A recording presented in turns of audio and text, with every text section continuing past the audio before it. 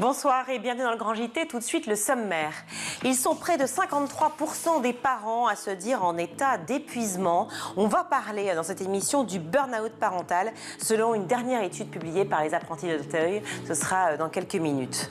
Rendre les sciences sociales accessibles grâce à un média éducatif, c'est le projet du média Anecdate. On en parle avec son fondateur en seconde partie de notre émission. Mais tout de suite, on va faire un point sur l'actualité de l'éducation du jour avec Shirley Adélaïde.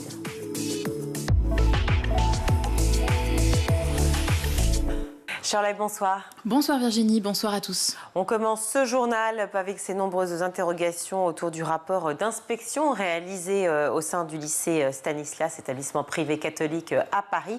Ce rapport a-t-il été édulcoré, Shirley ? Eh bien, c'est ce qu'affirment les députés de la commission d'enquête parlementaire sur les violences dans les établissements scolaires après avoir constaté un certain nombre de dissimulations. Pour rappel, l'Éducation nationale avait enquêté au sein de l'établissement Stanislas en 2023. Un rapport avait été remis au ministre en place, Gabriel Attal, qui avait déjà constaté des dérives. Mais l'affaire a été relancée récemment avec un courrier envoyé à la députée socialiste Fathia Kelwa-Hachi, qui préside la commission d'enquête. C'est l'une des inspectrices chargées de la rédaction du rapport sur Stanislas en 2023, qui est l'auteur de cette lettre. Les détails de la députée Fathia Kelwa-Hachi sur France Inter. Dans ce courrier, on a des éléments qui prouvent que le rapport a été plutôt édulcoré par rapport aux témoignages recueillis lors de cette inspection et notamment autour de l'homophobie dans l'établissement. Des témoignages qui font état d'homophobie, mais aussi de racisme de la part du personnel envers les élèves. Et c'est sur l'absence de ces éléments que la commission d'enquête parlementaire souhaite faire la lumière. Les inspecteurs qui ont contrôlé Stanislas seront entendus pour sûr dans 3 semaines pour ce qui est de l'ancienne chef de l'inspection générale qui a transmis le rapport au ministère de l'Éducation. Possible qu'elle soit également entendue, répond la présidente de la commission d'enquête. Dans l'actualité également, de plus en plus de mineurs victimes de la prostitution en France, selon un rapport établi par la coalition Facts, réunissant 5 associations abolitionnistes. Et ce phénomène s'explique par l'existence d'un système de prostitution de plus en plus digitalisé qui passe par des réseaux sociaux ou par des plateformes en ligne. Frédéric Boisard de la Fondation Cell anime des stages de sensibilisation à la lutte contre l'achat d'actes sexuels. Écoutez. On a eu un jeune en stage qui nous a dit moi je suis allé sur Sex Model, j'ai fait défiler les annonces, j'arrivais pas jusqu'en bas tellement il y en avait, et puis je suis tombé sur une photo et j'ai eu un crush. Et donc j'ai commandé. Elle est arrivée en bas de chez moi en voiture, quelqu'un l'a déposée, j'ai ouvert la porte et là il nous dit mot pour mot c'est pas ce que j'avais commandé. C'est-à-dire elle était beaucoup plus jeune que sur la photo. Quand tu dis beaucoup plus jeune, tu veux dire quoi? Tu veux dire mineure? Peut-être, mais dis-le, je ne sais pas. Donc du coup, tu l'as pas fait. Si, on l'a fait quand même, mais on n'a pas fait ce qui était convenu. S'il y a de plus en plus de mineurs victimes de prostitution en France, c'est aussi parce que le phénomène tend à se banaliser, en cause une certaine glamourisation. Les explications d'Emma Siby, elle est directrice de la Coalition pour l'abolition de la prostitution internationale et elle était sur France Culture ce matin. On va parler de sugar babies, on va parler d'escorting, on va parler de michto, je mets des gros guillemets, autant d'euphémismes qui vont masquer la violence prostitutionnelle. Toutes les étapes du système prostitutionnel sont dématérialisées. Le recrutement des victimes se fait sur les réseaux sociaux. Les lieux de prostitution sont loués sur des plateformes comme Airbnb. Les paiements se font par crypto-monnaie, se font par virement bancaire. Et donc on a vraiment cette digitalisation du système prostitutionnel qui va isoler les victimes et invisibiliser les auteurs, proxénètes et clients prostitueurs. Selon les dernières estimations officielles, 40 000 personnes, dont une écrasante majorité de femmes, seraient toujours en situation de prostitution en France, et ce 9 ans après la loi de 2016 selon laquelle l'achat d'un acte sexuel constitue une exploitation de personnes. Autre chiffre dans l'actualité, près de 26 000 fugues de foyers et 800 disparitions d'enfants ont été déclarées dans Paris et sa banlieue en 2024. Oui, et pour y faire face, une unité spéciale s'est constituée à la brigade de protection des mineurs dans la capitale. Le journal Le Parisien décrit son fonctionnement dans un article publié en ce début de semaine. La force de cette nouvelle unité, un protocole d'intervention ultra rodé, des moyens technologiques de pointe et une équipe pluridisciplinaire avec un psychologue et un analyste terroristes criminels. Une disparition d'enfants actionne chez eux une véritable course contre la montre. Et c'est grâce au travail de cette unité spéciale que Hiero avait été retrouvé récemment, cet adolescent de 15 ans résidant à Villejuif dans le Val-de-Marne qui avait fugué le 7 mars dernier, craignant des représailles après avoir témoigné dans le cadre d'une affaire d'extorsion au couteau. Il avait été retrouvé une semaine après dans le sud de la France. Une histoire de fugue qui s'est heureusement bien terminée. Plus de détails dans cet article du Parisien, rubrique Faits divers. Et dans notre rubrique Amour, une tendance se dessine chez les 18-29 ans. L'hétérosexualité est de moins en moins répandue. Et c'est encore plus vrai pour les femmes que pour les hommes. Une femme sur 5 ne se définit pas comme hétérosexuelle. C'est 5 fois plus qu'il y a 10 ans, contre un homme sur 10 environ. Et c'est 4 fois plus qu'en 2015, selon une étude de l'INED publiée aujourd'hui. L'INED, l'Institut national d'études démographiques. L'hétérosexualité reste la norme, mais est en net recul. Alors, s'ils ne se disent pas hétéros, ces hommes et ces femmes se considèrent comme homosexuels, bisexuels, pansexuels, soit le fait d'aimer une personne quel que soit son genre, la conséquence, selon les chercheurs à l'origine de l'étude, d'une plus grande acceptation des minorités sexuelles dans la société. Et pour les femmes qui sont notablement moins hétérosexuelles qu'en 2015, eh bien, ce serait une des répercussions du mouvement MeToo, comme l'explique Wilfried Roh, directeur de recherche à l'INED. C'est un contexte qui a mis au jour l'importance de violences sexuelles dans la sphère professionnelle, mais aussi dans la sphère privée, et qui probablement a rendu l'identification à l'hétérosexualité moins évidente et l'hétérosexualité moins désirable. À noter également 1,7% des jeunes se définissent comme non-binaires, ni comme hommes, ni comme femmes. Donc, et l'exclusivité sexuelle est discutée chez 70% des jeunes en couple. Alors, désormais, on prend la direction de l'Eure-et-Loire, où des jeunes lycéens ont la chance de recevoir des cours d'éducation financière. Et ce grâce à un partenariat avec la Banque de France. 70 élèves du lycée Rémi Bello sont désormais briefés sur les impôts, la TVA, les assurances, l'épargne, le surendettement et j'en passe. Autant de sujets liés à l'argent auxquels les ados sont rarement sensibilisés. Des conseils très utiles pour l'avenir des jeunes selon Guillaume Prouille, directeur départemental de la Banque de France à Chartres. Il a remis en main propre un diplôme d'éducation financière à ses lycéens. Récompense symbolique, mais il y a de quoi être fier. Et pour finir, top départ pour le Youth is Great Festival à Lille. Et tout est dans le titre. Et oui, la jeunesse est géniale en français. 10e édition de ce festival pour la jeunesse d'aujourd'hui qui se déroule donc au Grand Bleu. Une salle bien connue des Lillois, l'occasion pour les jeunes de se frotter au spectacle vivant, à la diversité des formes artistiques. Youth is Great, c'est donc plein de spectacles comme Le Poids des fourmis, un spectacle sur la lucidité face à l'état du monde, pièce québécoise présentée ce soir, mais aussi Fiesta, une œuvre collective du laboratoire de création du Grand Bleu sur le rôle de la fête, ou encore le spectacle Mute qui explore la partie immergée derrière les platines et la face invisible des DJ. Ça promet, Youth is Great jusqu'au 16 mai. Le programme complet est à retrouver sur le site du théâtre legrandbleu.com. L'affiche est géniale d'ailleurs. Merci beaucoup, merci Shirley. Distanciation affective, épuisement, sensation de dépassement. Près de la moitié des parents seraient concernés par cet état de trop-plein et de pression, selon une dernière étude publiée il y a quelques semaines. Alors, de quoi parle-t-on quand on énonce un burn-out parental? On en parle tout de suite dans le Grand JT.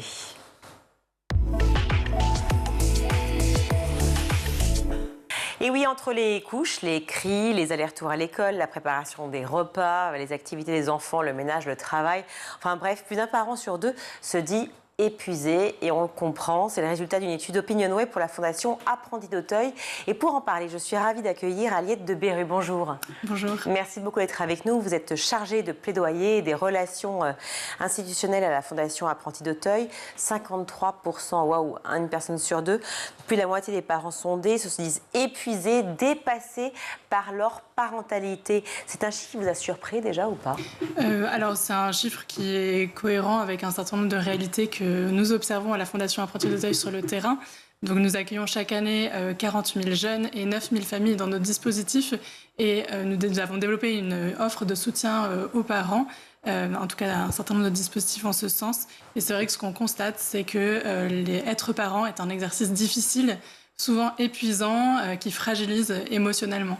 Donc ce chiffre le reflète, 53%, vous l'avez dit, des parents déclarent être dans un état d'épuisement proche de la rupture, au moins régulièrement. Alors quand on dit proche de la rupture, on a souvent utilisé un anglicisme, on dit burn-out. On l'utilisait beaucoup pour la vie professionnelle. Là maintenant, on l'utilise pour la vie personnelle. On entend quoi réellement par burn-out parental? Quelle forme ça prend? Alors le burn-out parental, c'est une réalité, c'est pas juste un effet de mode. Ça concerne environ 900 000 parents en France actuellement. Et la comparaison que l'on peut faire avec le burn-out dans le milieu professionnel, c'est que les signaux sont peut-être un peu comparables. On va ressentir une grande fatigue, des signaux de mésestime de soi, parfois un sentiment de honte ou même de culpabilité face aux débordements émotionnels qui peuvent survenir avec les enfants. Mais la spécificité de l'épuisement parental, c'est que ça concerne toutes les tâches liées à la parentalité. Et c'est pour ces tâches-là, pour ces responsabilités-là quotidiennes, qu'il est indispensable de trouver du soutien. Donc c'est vraiment un phénomène spécifique aux difficultés des parents. Quand vous dites du soutien pour des tâches qui relèvent effectivement de la parentalité et de la maison, ça veut dire quoi? Parce que c'est un soutien sur l'idée de devoir le vivre et de l'accepter. Enfin, comment on peut être en soutien par rapport à ça? Alors c'est sûr que la parentalité est un bouleversement, que c'est une expérience transformante. Après, dans le quotidien, ce que révèle aussi notre sondage, c'est qu'au-delà du chiffre que vous avez cité, ça révèle aussi les besoins que les parents font entendre. Et parmi ces besoins, il y a beaucoup justement ce besoin de soutien, particulièrement exprimé par les femmes, un besoin aussi de trouver du relais. C'est le sentiment parfois d'isolement qui est très prégnant et qui nécessite des solutions. Et c'est décisif en fait pour prévenir l'épuisement, sentir que l'on peut avoir du relais, des liens, que ce soit via la famille, les amis ou des structures dédiées aux parents. Et c'est assez décisif, c'est ce que nous proposons dans nos dispositifs à Apprentis d'Auteuil. Alors, 45% quand même des parents éprouvent l'envie de fuir, clairement, fuir la maison. 44% de pleurer d'énervement, de fatigue, de dépassement. 56% affirment même perdre leur calme de manière régulière. Donc on voit bien que malgré le fait que bien sûr ils n'ont pas envie de s'énerver, en fait la situation amène à cela. Oui, la fatigue ressentie amène à ce type de manifestation. Alors, il y a des solutions. Hein. Les solutions, c'est déjà de pouvoir parler de ces difficultés. Dans nos maisons des familles à Apprentis d'Auteuil, on a ouvert des lieux dédiés à l'accueil inconditionnel des parents qui en éprouvent le besoin. Et le premier bénéfice de ces lieux-là, qui ressemblent à des maisons ordinaires, c'est de permettre aux parents de venir et de ne plus être isolés, de parler de leurs difficultés éventuellement quand le lien de confiance s'est noué. Et c'est ça véritablement le premier pas vers un mieux-être et vers un équilibre retrouvé de la structure familiale ou même du couple qui peut être mis à rude épreuve en cas d'épuisement parental. Cette fatigue, cet épuisement effectivement dont on parle, ces tâches à la maison, le fait d'avoir des enfants et d'avoir donc d'être tout le temps occupé, affairé, clairement, c'est finalement pas nouveau, en tout cas dans les faits. C'est depuis des générations. Mais pourtant, ces chiffres-là alertent. Pourquoi ? C'est vrai que c'est sans doute pas nouveau. Ce qu'il est peut-être un peu plus, c'est un certain nombre de mutations et de difficultés contemporaines.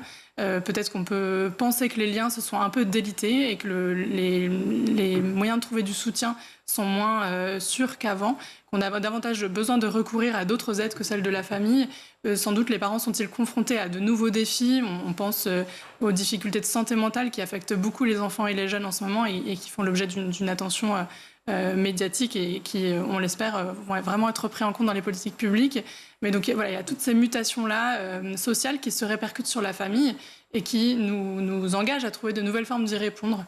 Donc à Apprentis d'Auteuil, on a développé une offre donc, de soutien à la parentalité dont j'ai commencé de parler, mais aussi des dispositifs qui permettent de soutenir les parents dans leur lien conjugal et aussi de prévenir les difficultés dès le plus jeune âge des enfants pour éviter qu'elles ne s'aggravent. Parce qu'en fait, in fine, c'est l'équilibre aussi de l'enfant qui peut pâtir des difficultés que rencontrent ses parents. On va le détailler tout cela ensemble dans quelques instants, alors qu'on va parler effectivement des solutions que vous proposez et qui existent de manière générale, surtout sur la libération de la parole, sur le fait déjà de pouvoir dire, de pouvoir prendre conscience de la situation. Mais ce qui est vrai qui est intéressant, déjà en amont, c'est de comprendre ce qui se passe et pourquoi on en arrive là.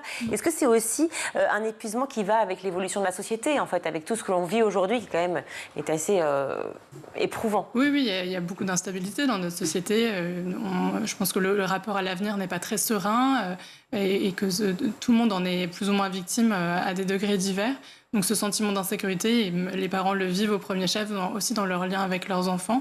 Et être parent, on ne cesse pas d'être un individu avec ses préoccupations quand on s'occupe de ses enfants. Donc c'est sûr que sans doute ces inquiétudes-là, qui sont liées à un contexte complexe, géopolitique, environnemental, le contexte de l'emploi. Nous, les familles que nous accompagnons, elles rencontrent des difficultés spécifiques. Ce sont souvent des familles confrontées à des vulnérabilités multiples, la précarité, le fait d'être une femme seule ou un père seul. En tout cas, le phénomène de la monoparentalité, c'est un phénomène très fragilisant pour les familles. Oui, c'est encore vrai plus que grave. C'est une réalité familiale qui a beaucoup d'ampleur en France. On estime qu'une famille sur 4 est une famille monoparentale aujourd'hui. Donc c'est sûr que ça fragilise les parents que de devoir assumer seuls pour un grand nombre d'entre eux ces tâches familiales au quotidien. Alors ça les fragilise, mais même ils estiment, ils le déclarent, 65% des parents solos déclarent que la parentalité est un défi, clairement. On est vraiment dans une logique de performance, quoi. Il faut que j'y arrive.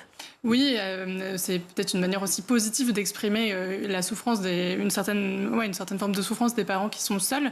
Ce que notre sondage révèle d'intéressant, c'est au-delà des chiffres généraux qu'on a déjà dit, c'est effectivement les disparités. Les parents les plus en difficulté sont les parents seuls. Ce sont aussi les parents jeunes, ce sont aussi les femmes qui expriment plus le besoin d'une meilleure répartition des tâches au sein du couple. Donc ça, c'est vrai que c'est la réalité de la difficulté d'être parent, elle se décline différemment. 62% des parents seuls disent que c'est difficile, contre seulement la moitié des couples. 62% des femmes contre 42% des hommes. Donc voilà, ça se décline évidemment.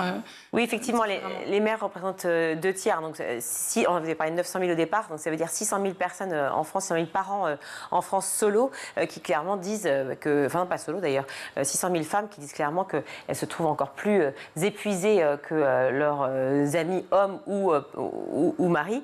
Et pour ceux qui peut-être seraient atteints de misogynie soudaine, sachez que c'est pas uniquement parce qu'elles sont plus fragiles ou plus sensibles, clairement, mais c'est tout simplement parce qu'elles continuent à apporter, et c'est là aussi où un chiffre intéressant d'après ce rapport, dont je rappelle qu'il a été fait par Opinionway, elles continuent de porter à 60% des soins et l'éducation des enfants. En fait, toutes les tâches aussi compliquées sont réservées aux femmes. Tout à fait. Et donc, nous essayons à Apprentis d'Auteuil de travailler à aider les parents à trouver chacun leur place, à ce que les mères puissent trouver du répit dans nos structures et puis à aider les pères à trouver leur place ou à la retrouver quand il y a eu rupture ou difficulté. Parfois, c'est des freins d'ordre plus culturel ou l'organisation de la famille qui fait que ce sont les femmes qui assument plus les tâches quotidiennes. En tout cas, ce chiffre ne nous étonne pas et laisse entendre qu'il faudrait réfléchir ou qu'il faudrait encourager, soutenir les familles dans une meilleure répartition des tâches au quotidien. En tout cas, c'est un besoin clairement exprimé. Oui, clairement exprimé. Il y a aussi l'impact des réseaux sociaux dans ce phénomène qui paraît quand même assez important. On assiste beaucoup à des mises en scène de familles parfaites qui gèrent tout. Est-ce que c'est pas aussi ça la problématique? C'est pesant d'essayer de ressembler à... Oui, ça c'est peut-être une autre des évolutions que l'on observe aujourd'hui, c'est qu'il y a énormément de modèles de réussite parentale qui nous sont proposés via les médias notamment, et qui proposent des tableaux parfaits, lisses, alors que la réalité c'est que tous les parents peuvent être ponctuellement ou plus durablement confrontés à des difficultés et que c'est pas en soi, justement, ça devrait nous aider à accompagner tous les parents d'une manière plus profonde. Donc effectivement, les réseaux sociaux, ils sont peut-être pour beaucoup. Les injonctions contradictoires que l'on lit de ci, de là. On sait que le coaching parental se développe, ce qui est parfois une bonne chose, mais sans doute qui multiplie les canaux de conseils. Et les parents sont un peu perdus face à cette masse d'informations. Ils ne savent peut-être un peu moins comment se positionner dans tous ces conseils, tous ces discours que l'on voit à la fois dans les médias, dans les journaux, et qui ne règlent pas forcément le problème de l'isolement, le problème d'être seul au quotidien à assumer les tâches familiales et parentales. Est-ce qu'il y a plus d'injonctions aujourd'hui ? Je ne sais pas si notre sondage permet de répondre à cette question-là précisément, mais en tout cas, il y a une multiplicité de canaux d'information et ça ne répond pas fondamentalement aux besoins exprimés. Les besoins exprimés, c'est du soutien, du relais, du concret en fait, dans la vie quotidienne, du temps pour soi aussi pour les parents. Donc c'est plutôt de ce côté-là qu'il faudrait aller chercher les solutions structurelles. Je parlais de culte de la performance, donc être un parent parfait, une mère parfaite, une maîtresse parfaite, enfin de pouvoir essayer de réussir sur tous les tableaux, et c'est valable pour les hommes bien entendu aussi. Est-ce que cela ne conduit pas à une insatisfaction permanente de soi ? C'est possible, et quand on sait qu'on parlait tout à l'heure d'épuisement parental, le ressenti d'une certaine forme d'échec ou un ressenti de honte, ou en tout cas l'impact du ressenti de l'image de soi est si central, c'est vrai qu'il faut peut-être prévenir les effets délétères de ce modèle de performance. Être parent, c'est de l'humain, c'est faire avec les contraintes et les moyens dont on dispose au moment T. Et c'est vrai que c'est ça peut-être qu'il faut redire. Libérer la parole sur ce sujet-là est aussi une des pistes à creuser et que l'on peut encourager. C'est la première piste pour un accompagnement qui porte. Évidemment, sauf que c'est facile à dire, mais on sait toujours quand on est bloqué, qu'on n'ose pas, qu'on ne sait pas parler, qu'on ne sait pas, on n'arrive même pas à prendre conscience finalement qu'on est dans un début de burn-out parental. Comment faire déjà ? C'est la première chose, est-ce qu'il faut avoir l'œil auprès de ses proches déjà pour être attentif à cela ? Oui, sans doute qu'il faut développer une vigilance collective au premier signe d'épuisement. Et puis aussi collectivement prendre conscience que parler de ces difficultés n'est pas un tabou. Alors vous l'avez dit dans le burn-out, la difficulté c'est qu'on n'est pas forcément conscient de ce qu'on traverse. Néanmoins, du coup, parler des signes, de cette fatigue chronique qui peut s'installer, aussi de ces manifestations d'émotions qui peuvent un peu nous déborder. Ça peut être des premiers indicateurs d'un épuisement. À Apprentis d'Auteuil, on développe des dispositifs qui se mettent à l'écoute des familles qui en ont besoin. Par exemple, notre ligne d'écoute en continu qui s'appelle Écoute Info Famille. Savoir que cette ligne existe et savoir qu'on peut l'appeler tous les jours de la semaine pour solliciter une écoute bienveillante, des conseils et une orientation vers des dispositifs d'aide, par exemple, ça peut être une première solution. Vous avez le numéro ? Tout à fait. Le numéro d'écoute Info Famille, donc, qui est ouvert du lundi au vendredi de 9h à 18h, c'est 01 81 89 09 50. Et donc 5 écoutants sont disponibles pour prêter l'oreille aux difficultés. Dans 2/3 des cas, ils ne font qu'écouter la parole, et dans 1/3 des cas, ils proposent une solution en adéquation avec la demande, donc souvent une solution d'orientation vers d'autres dispositifs de prise en charge. En tout cas, on constate que c'est un dispositif qui rencontre un besoin très fort, puisque les appels sont très nombreux. Très souvent, ce sont les femmes qui appellent. Et derrière une première demande, une première problématique, un premier désarroi, en fait, en continuant le fil de la conversation, on se rend compte qu'il y a parfois des difficultés plus difficiles à prendre en charge seul, par exemple un problème de santé mentale d'un enfant. Et ça nécessite de l'aide. On ne peut pas se sortir seul de ce type de situation. Et donc ce type de dispositif peut être une aide précieuse pour tous les parents, indifféremment qui qu'on soit, en fait. Et puis surtout ne pas avoir honte, hein. C'est souvent la problématique. Les parents ont besoin d'appui, ils ont besoin d'être rassurés, et bien souvent ils ont l'impression d'être jugés en fait dans ce qu'ils disent. Alors on parle des Apprentis d'Auteuil et de cette ligne que vous venez d'annoncer, mais c'est vrai que comment fait-on pour pouvoir sensibiliser le public, sensibiliser les parents, leur disant bon, tu as le droit aussi, voilà, de plus tenir debout, de lâcher, tu as le droit de ne pas être parfait, tu as le droit de pouvoir parler, t'épancher. Tout cela n'est possible qu'avec le temps, qu'avec une relation de confiance. On attache beaucoup d'importance à Apprentis d'Auteuil à faire prendre conscience aux parents qu'ils ont des ressources. On sait que c'est décisif dans la prise en charge ou la prévention de l'épuisement parental. L'épuisement parental, c'est la disproportion entre trop de stress et pas assez de ressources. Mais donc, un des moyens d'y pallier, c'est de faire prendre conscience aux parents des ressources dont ils disposent, de les valoriser, parce que tous les parents en ont. Et un des bénéfices de notre dispositif, c'est de faire se rencontrer les parents. Dans l'échange entre parents, ils se rendent compte, ils prennent conscience de ce qu'ils ont en propre, ils peuvent s'aider mutuellement. Et prendre conscience de cette force de résilience dont ils disposent chacun. Donc ça ne règle pas tout, mais je pense que l'échange, la bienveillance, le fait de se sentir accueilli, lève un grand nombre des freins, et en particulier celui de la honte, celui de l'isolement. Un parent épuisé, et on le relève aussi dans cette enquête, est souvent un parent qui se borne à effectuer les tâches qu'il a à faire. Donc, faire les devoirs, faire à manger, accompagner les enfants à l'école, et basta. Donc, il y a un problème de lien qui se crée, un manque de lien. Il y a un problème c'est vrai que l'épuisement se manifeste par cette répétition de tâches de manière un peu mécanique. C'est a fortiori vrai sans doute que beaucoup de parents sont confrontés à cette réalité quand ils sont dans des situations de vulnérabilité et de précarité. Nous, beaucoup des familles que nous accompagnons sont confrontées à ces situations-là.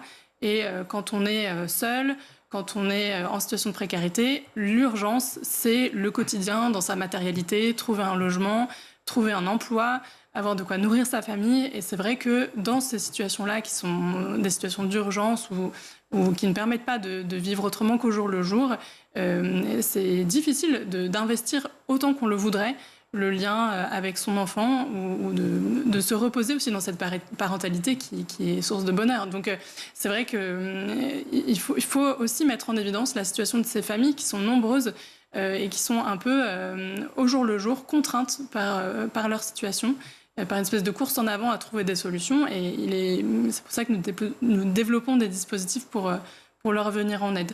On a parlé des maisons des familles, dont c'est la vocation principale, accueillir de manière inconditionnelle les parents.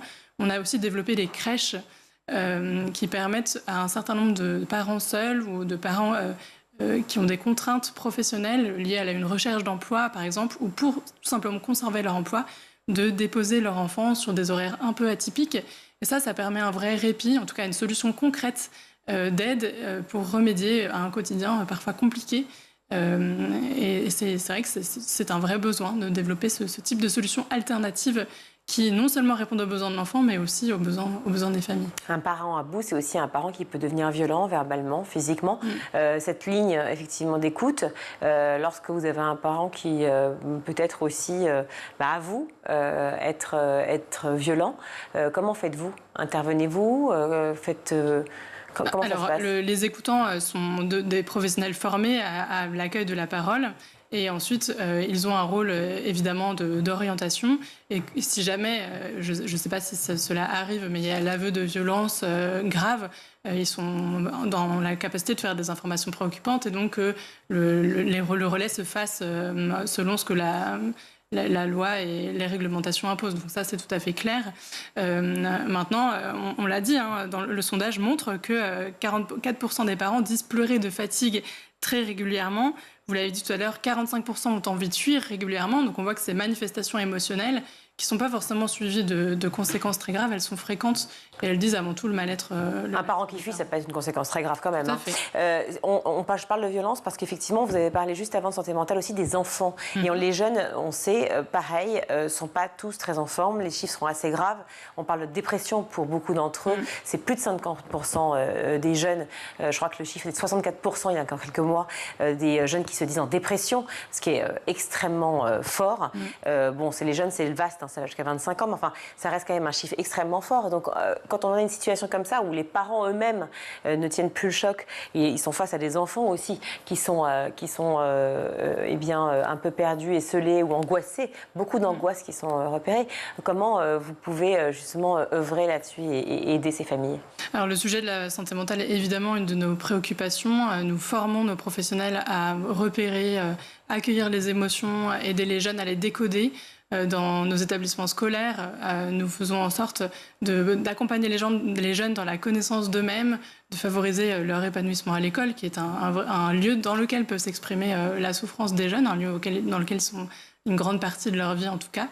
Donc c'est un sujet central de l'attention d'apprentis d'Auteuil qui développe des formations à l'égard des professionnels, à destination des professionnels, afin qu'ils soient en mesure d'accompagner et d'orienter au mieux jeunes et familles. Mais la difficulté, c'est qu'on sait que le secteur de la psychiatrie, de la pédopsychiatrie, est assez sinistré pour le moment en France. Donc, c'est à toute une refondation qu'il faudrait s'atteler. Et sans doute que c'est un sujet à prendre à bras-le-corps à tous les niveaux, institutionnels, social, et évidemment dans le soutien au quotidien des jeunes et des familles. Et puis l'engagement des entreprises peut-être qui doivent aussi libérer un peu de temps aussi pour les salariés. Oui, de fait la demande des parents aussi parfois se fait en faveur d'un meilleur équilibre vie pro vie perso. C'est sûr que ça ne peut qu'aider. Mais en tout cas, pour ce genre de problématiques structurelles si importantes et si inquiétantes, c'est vraiment un changement d'envergure avec des partenariats, comme vous venez de le citer, qu'il faut essayer de viser. Ouais.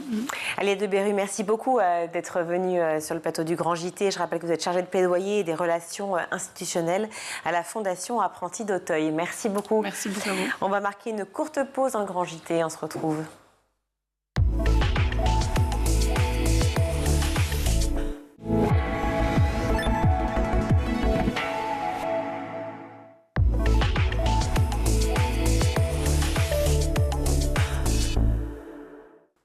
De retour dans le Grand JT, je suis ravie d'accueillir Aymeric Macouillard-Gillet. Bonjour. Bonjour, enchanté. Merci beaucoup d'être avec nous. Aymeric, vous êtes fondateur du média Anecdate, un média qui, on peut le dire, vulgarise la sociologie pour mieux comprendre effectivement ce qu'est la sociologie à travers les rencontres, à travers les dimensions de la sociologie. On va en parler évidemment ensemble.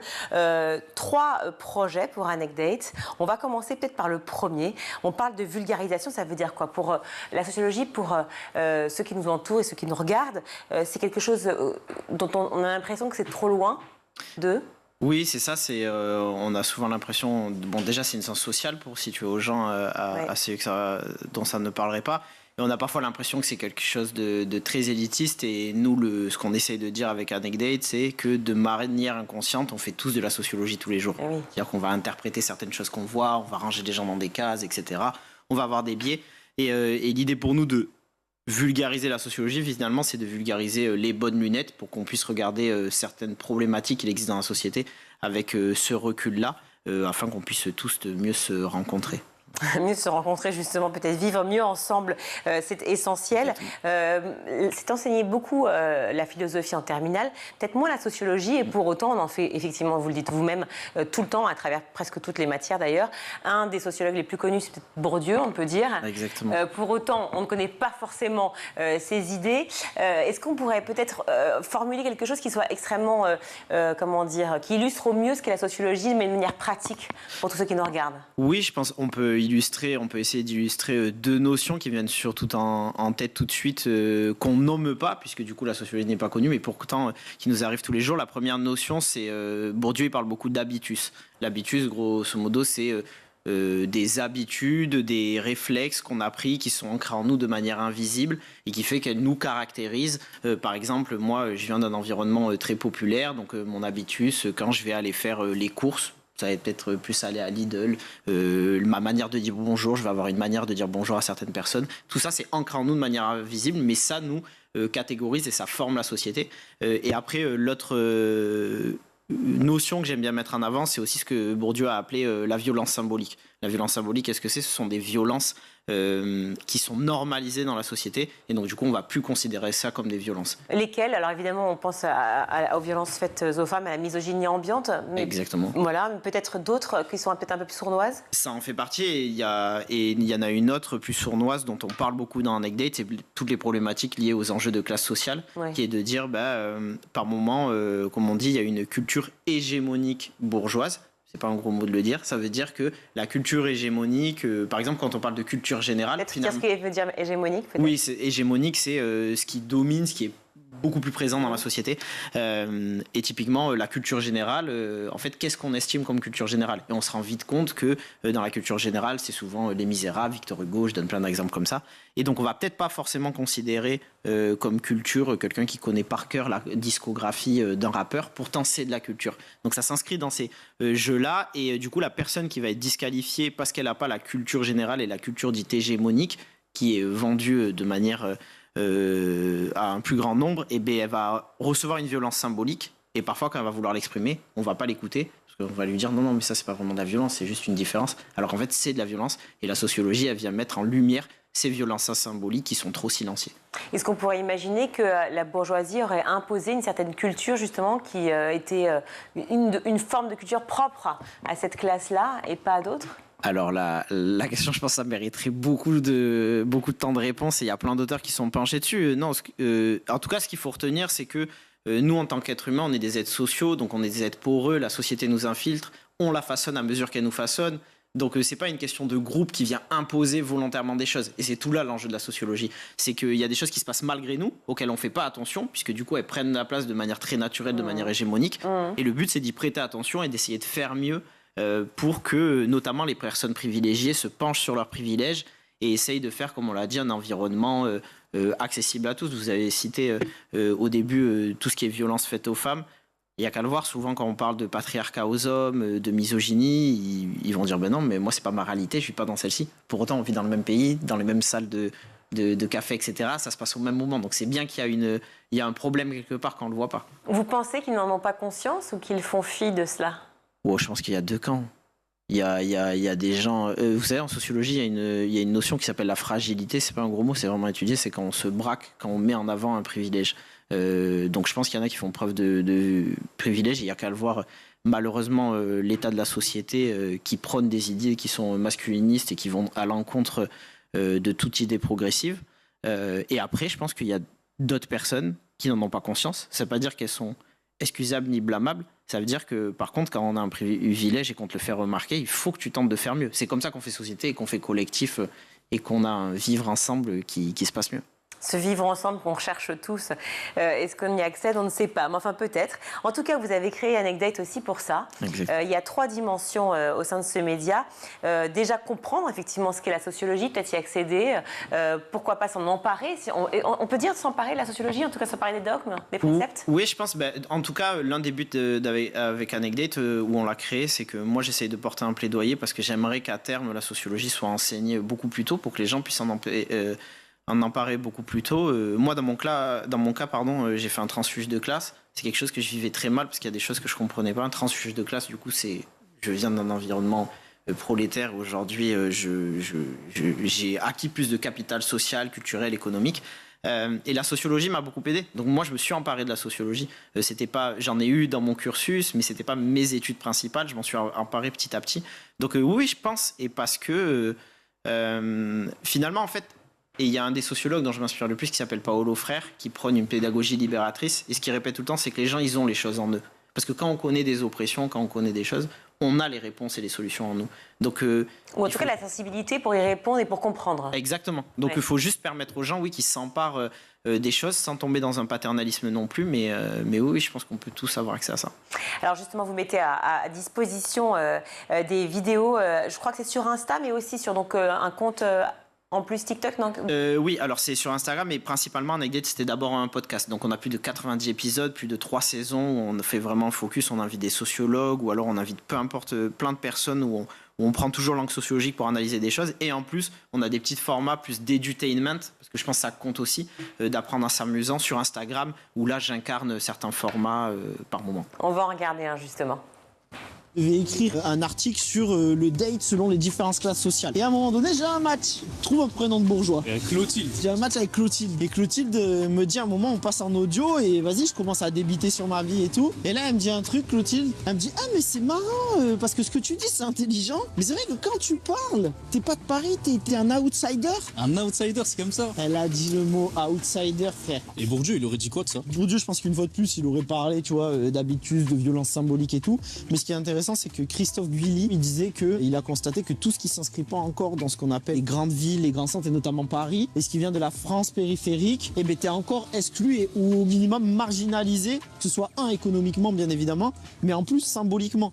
En gros, il disait qu'on ne se rend pas compte de toutes les vallées de différence qu'il existe encore entre les grandes villes, les grandes zones, et quand tu viens de province, ou quand tu viens de banlieue, etc. Bourdieu, il dirait surtout, c'est la question de la distinction sociale, en fait. Parce que c'est ça qu'elle a essayé de mettre. Elle a essayé de faire une distinction entre, à moi, t'es un outsider, tu viens me challenger, tu n'es pas de chez moi, quoi. Et tout ça, ça veut dire qu'il y a une espèce de cloisonnement des élites. Alors, c'est Raya sur les applications de rencontres, il y a aussi tout ce qui est les rallyes, vous connaissez, c'est ces zones où les bourgeois, ils se retrouvent pour faire la fête entre eux, entre parents et tout. C'est de l'entre-soi. Ça fait de la reproduction sociale. Si ça fait de la reproduction sociale dans un sens où eux ils se reproduisent que leurs privilèges finalement et ils les gardent entre eux, mais de l'autre côté ça fait une reproduction sociale sur aussi tout ce qui est les carcans et comment les gens sont marginalisés. Quel est le message en fait? Quelle est le moral de cette histoire? Parce que mon ex c'était une bourgeoise et pour le coup c'est quelqu'un qui quand même ne me l'a pas fait ressentir. Ça s'est ressenti mais indépendamment d'elle parce qu'on s'extrait jamais de la société. Ça c'est très important de l'avoir en tête. Mais en gros la morale de l'histoire c'est juste choisissez quelqu'un qui vous voit pas comme un outsider. Ou en tout cas même si elle en a conscience de par la société, elle vous le fait pas ressentir.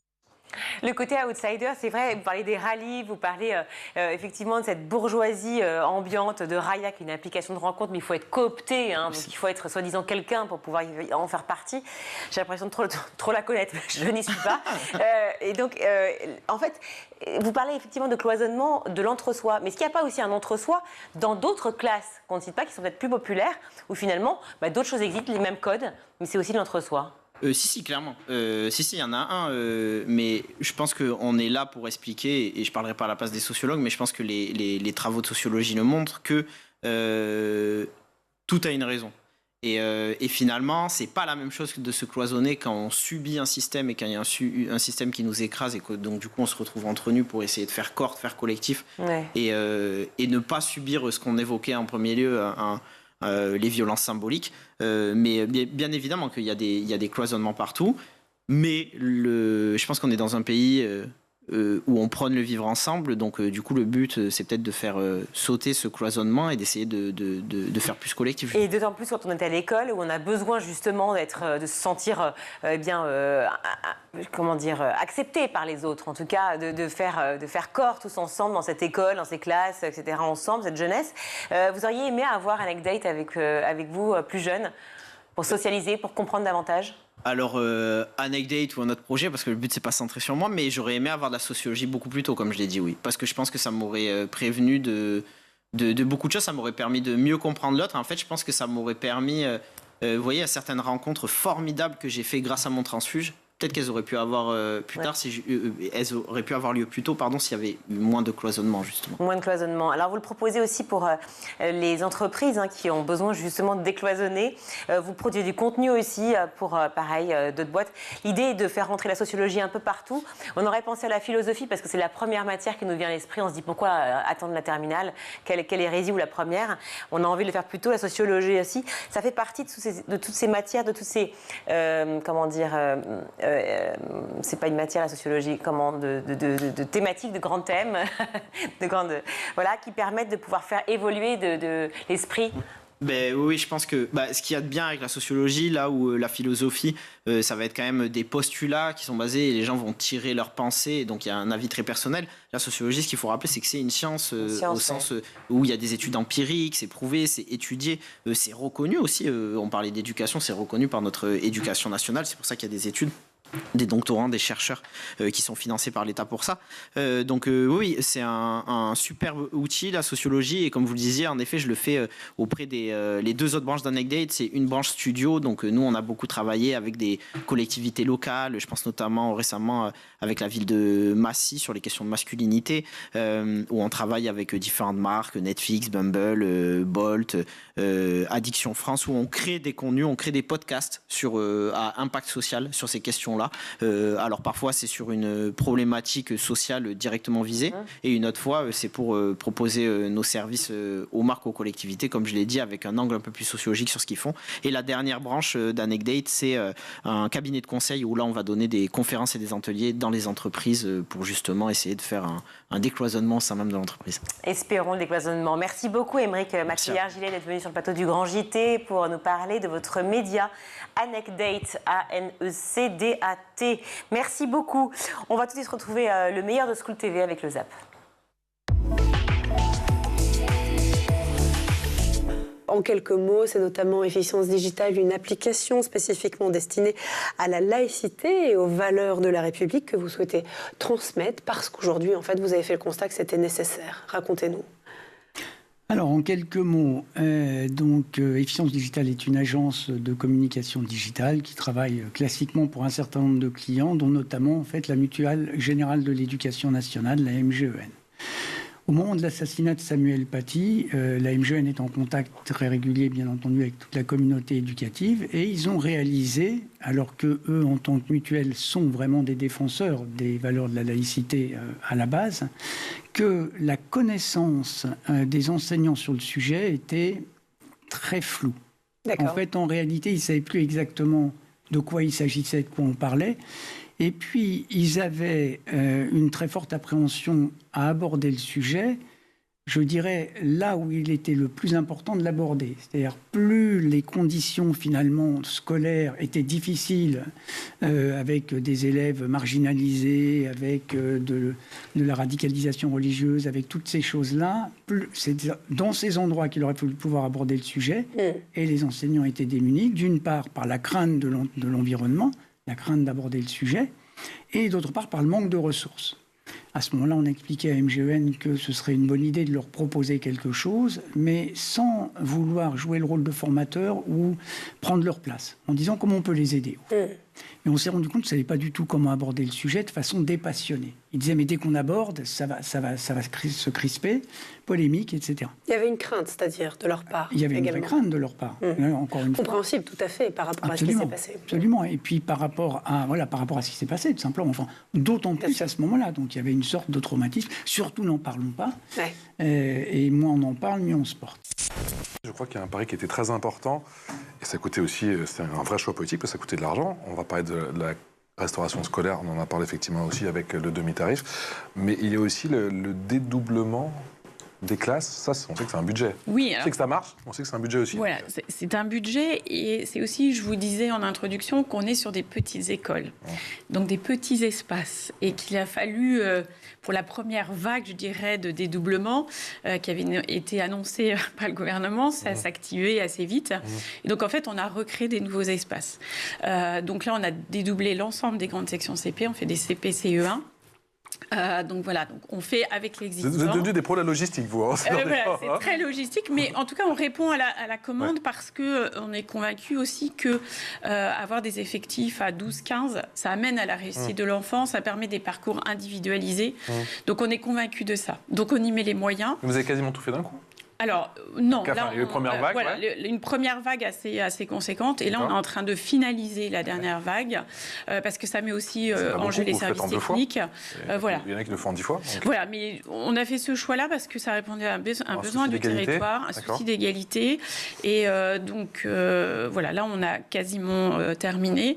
Et voilà, ça se fait souvent en régie, donc il faut le mettre aussi sur le plan de charge de nos équipes dans les services techniques. Et là, on va finir, voilà, cet été, les dernières classes pour les dédoublements. Vous avez enquêté sur les violences sexuelles entre enfants, un phénomène massif que l'école ne veut pas voir, peut-on lire en sous-titre du livre que vous publiez aux éditions Stock, son titre « Tableau noir ». Et ce dont vous parlez, vous employez l'expression dès le début, c'est d'un océan de violence. Ah oui, c'est vraiment massif. Déjà, moi, j'ai été scotchée par ce chiffre de un auteur d'agression sexuelle sur enfant sur 2 est un mineur lui-même. Donc la moitié, c'est gigantesque et c'est quelque chose que je pense que le grand public n'en a pas conscience. Par ailleurs, ces chiffres aussi sont massifs au sein de l'éducation nationale.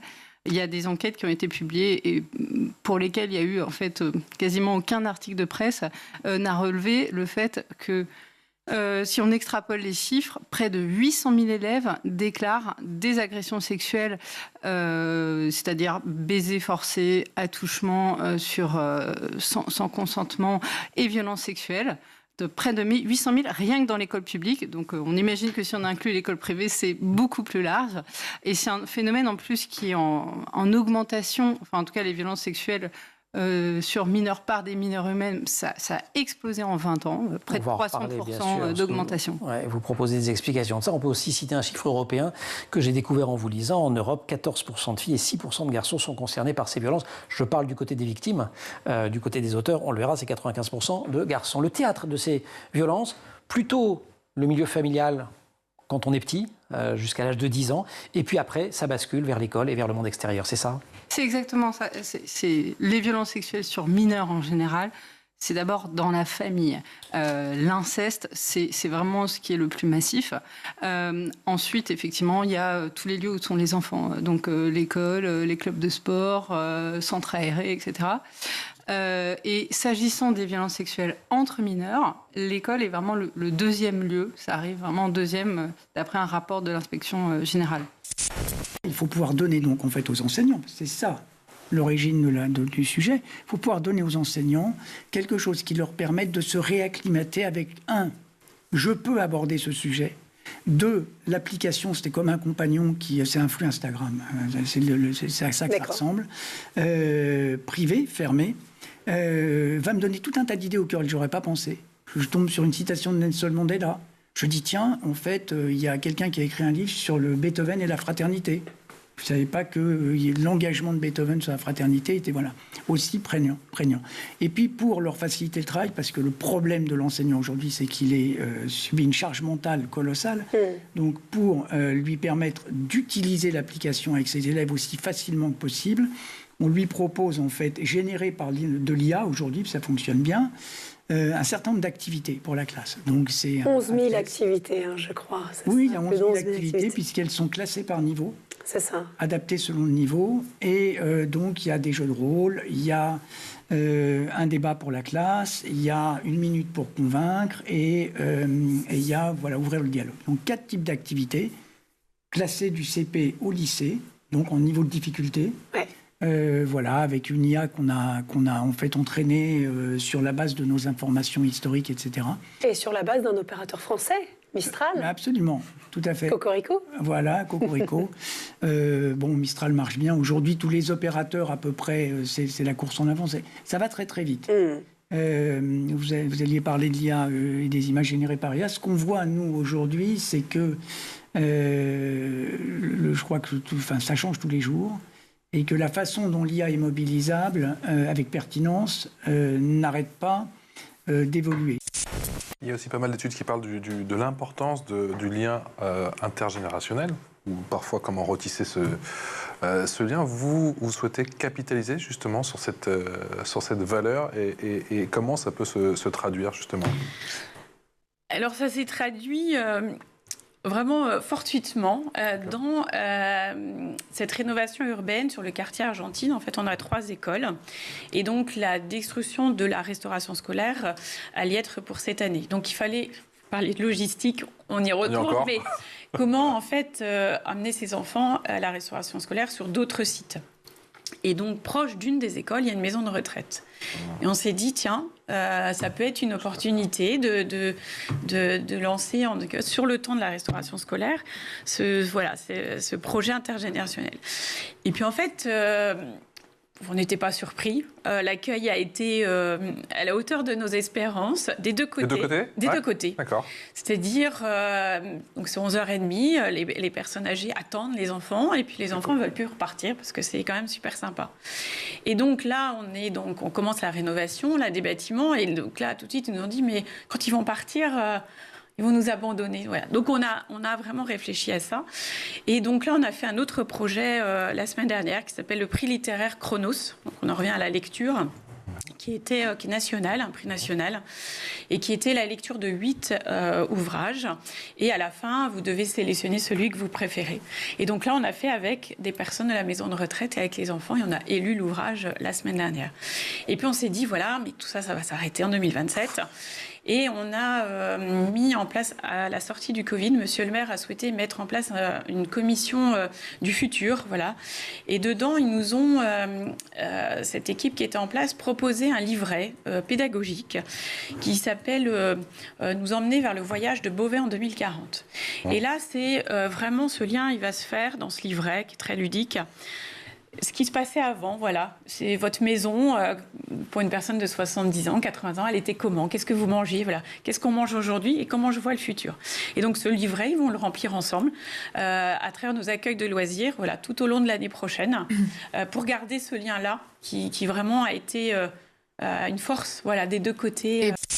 Vous exposez un certain nombre de facteurs, il y a les réseaux sociaux. Oui, tout à fait. Et notamment certains réseaux sociaux qui ont, me dit un expert dans le livre, instauré une forme d'impunité avec des messages éphémères qui s'effacent. Donc ça veut dire que on envoie un nude, on envoie des propositions compromettantes et puis ça s'efface, il n'y a aucune trace. Donc ça a vraiment... les experts constatent une énorme augmentation, en fait, selon eux, des violences sexuelles entre mineurs à partir de l'arrivée des smartphones, des réseaux sociaux. Il y a aussi un fond d'hypersexualisation de la société. Alors pour traduire hypersexualisation, c'est quand on montre des images d'enfants, et notamment de petites filles, oui, mais qui sont dans des poses lascives, qui sont habillées, maquillées, comme si elles avaient 20 ans de plus. Quoi. Tout à fait, ou quand c'est des modèles, ou quand ce sont des modèles aussi que suivent ces jeunes filles. Miley Cyrus qui fait du twerking et puis qui va faire la promotion un peu d'une forme de prostitution sur scène, quand on sait qu'elle est suivie par tout un tas d'adolescentes. Même Beyoncé, je veux dire, c'est un modèle aussi, même si c'est quelqu'un de féministe et qui aussi a apporté des choses à toutes ces femmes en constituant un modèle. Voilà, c'est aussi quelqu'un d'hypersexualisé. Elle a un certain âge, elle en joue, elle est libre d'en jouer. Voilà, mais elle est suivie par énormément de jeunes filles. Et en fait, les jeunes filles, c'est ce que montre très très bien le film de Maïmouna Doucouré, le film Mignonne, ces jeunes filles, en fait, elles essaient de reproduire des poses lascives et elles suivent vraiment ces exemples-là sur les réseaux sociaux. Et il y a en fait aussi un troisième facteur gigantesque, et là dont vous avez dû parler plein de fois dans votre émission, c'est l'accès à la prostitution, à la pornographie. Si vous vous apprêtez à parler de la pornographie, effectivement, on en parle régulièrement. Ouais, c'est ça. Quand on sait qu'un enfant de 10 ans, et un enfant de 10 ans sur 5 en consomme 30 minutes par mois. Et moi, comme on dit les gens dans mon enquête, c'est que dans toutes les classes de CP, il y a des enfants qui sont exposés à la pornographie. C'est la fin de notre émission. Merci à vous tous de nous avoir suivis. Merci beaucoup, Shirley, d'avoir été là pour l'émission. Vous revenez quand, chère Shirley ? Vendredi. Pour la chronique. Voilà. Merci à vous. Merci à toute l'équipe en régie. Aujourd'hui, à la réalisation, Théo Boscar, le son, Saïd Mamou, le maquillage, Laure Edmond, Laura Girard et Emma Ferré. À la rédaction, très belle soirée. À demain. Ciao.